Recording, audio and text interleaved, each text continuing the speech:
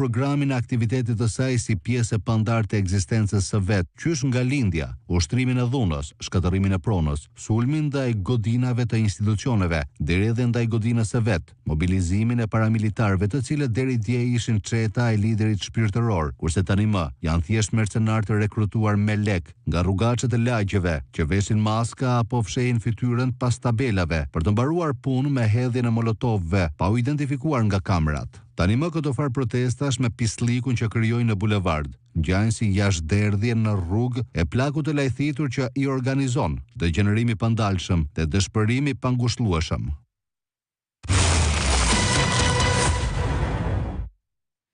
Ky është reagimi i Ramës. Bushat? Unë thash që mendoja këtë pak përpara në fakt edhe po duhet ta përsëris. Pra ideja është vërtet mund mos ketë sot parti në Gjermani apo në Francë apo në Itali që opozita të sillen në këtë mënyrë, por edhe kushtet si janë opozitat në Europën normale nuk janë të tilla si ato që jemi ne këtu. Po për të kthyer pak te protesta, ne deri tani tham disa nga anët pozitive të protestës. Po ajo që unë shoh me shqetësim është shohim këtë protestë, shohim dhe atë që u bë përpara kësaj. Një njeri që do ta mendoj ftohtë, thotë, a janë këto të mjaftueshme, jo për ta rrëzuar këtë regjim, po edhe për ta tronditur sadopak. Dhe këtu përgjigjja do ishte pa frikë, jo, nuk janë të mjaftueshme. Dhe kjo është fatkeqësia dhe impasi ku gjendet sot një opozitë e shantazhuar, e blerë, e kërcënuar etj. Unë kam atë mendimin tim që është e vështirë në kushtet e mungesës të lirisë që të kesh dhe protesta të forta apo të shëndetshme. Kështu që ne mundet të rendisim anët pozitive të kësaj proteste, por kam frikën se po aq i kënaqur do jetë dhe Rama, po aq sa ne me këtë nivel protesta. Po me këtë logjikë edhe në 90-ën s'kishim pse protestonin. Se regjimi kishte kapur gjithë. Se çfarë mund të bëjë tjetër opozita ose qytetarë përveç protestës, mbas tuaj?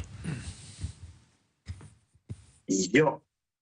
Ata opozita, kush është kundërshtar me Ramën, është i dënuar të sillet në këtë mënyrë.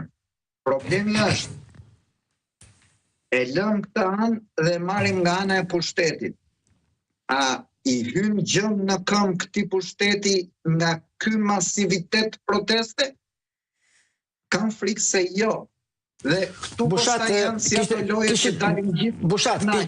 Bushat, kishe botuar lapsi një shkrim, një analist medjave të Ballkanit, që interesant për autokratët e Ballkanit. Dhe mënyrë veçantë ndalonte tek Rama dhe Vučić. Ku thoshte, i kanë mbyllë syt ndërkombëtar përballë korrupsionit dhe krimit të këtyre dy liderëve, autokrat, që kanë shkatruar zgjedhjet, kanë shkatruar drejtësinë, gjithçka, me të njëjtën me një arsye të vet. Ofrojnë një farë stabiliteti dhe nuk kanë njerëz përballë. Por nëse opozita bëhet agresive dhe në kuptimin simbolik i thyen pasqyrën, për çfarë ju duhet Rama? Se Rama për këtë po amnistohet. Jam dakord me ty, po problemi është a ka kjo opozitë më tepër fuqi për të qenë më agresive? Kjo është temë tjetër pastaj. Sepse ky është problemi, se unë mendoj që sado protestë suksesshme ta quajnë këta të PD-s ato që ndodhi të shtunën, është prapë në nivelin e protestave që ka bërë Basha në 2019. Pse? Jo se që Basha më burë, por sepse sa më shumë kohë kalon instalimi i regjimit, aq më shumë vatrat e protestës në shoqëri fillojnë të piken. Aq më shumë nervi një shoqërie. Jo, ka dhe diçka tjetër. Nga 2019 janë 400.000 shqiptarë më pak, që shumica janë pjesë e kësaj opozite. Mos e harro këtë. Dhe kjo është një arsye tjetër që për të qenë pesimist për reagimin ndaj regjimit. Dhe edhe unë këtu jam konfuz kur them, ore, kush është rruga... Por edhe regjimi është shumë e ekspozuar se në 2019... Bushat, edhe regjimi është shumë e ekspozuar se në 2019. Edhe regjimi është shumë e ekspozuar se në 2019. Se në 2019 na manta si flamur reformën drejtësi Rama, ndërsa sot i ka shpall luftë, nuk e dorëzon para drejtësisë shkaktarin kryesor të kësaj proteste. Belina Ballu. Ka më pak opozitarë si kanë jashtë, por kjo është më lakuriq. Rama është lakuriq, jo se s'ishte lakuriq dhe atere. Po gjithsesi me këtë reformën drejtësi në 2019 s'pak u dhe i komplekson të pak njerëzit. Rama e ka bërë zgjedhjen e vet.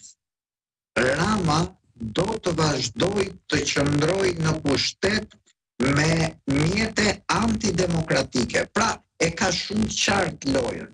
I ndron mjetet, po ato janë gjitha antidemokratike. Tani problemi është si kundërveprohet ndaj një kundërshtarit tillë që e ka flakur te demokracinë dhe do të rrim pushtet me çdo kushte.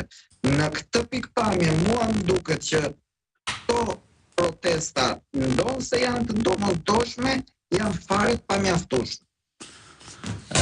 Lenci, reagimi Ramës? Formalisht duket sigur ka të drejtë. Në Evropë nuk ka protestat organizuara nga partitë politike, nga opozita. Po Rama vetë nuk është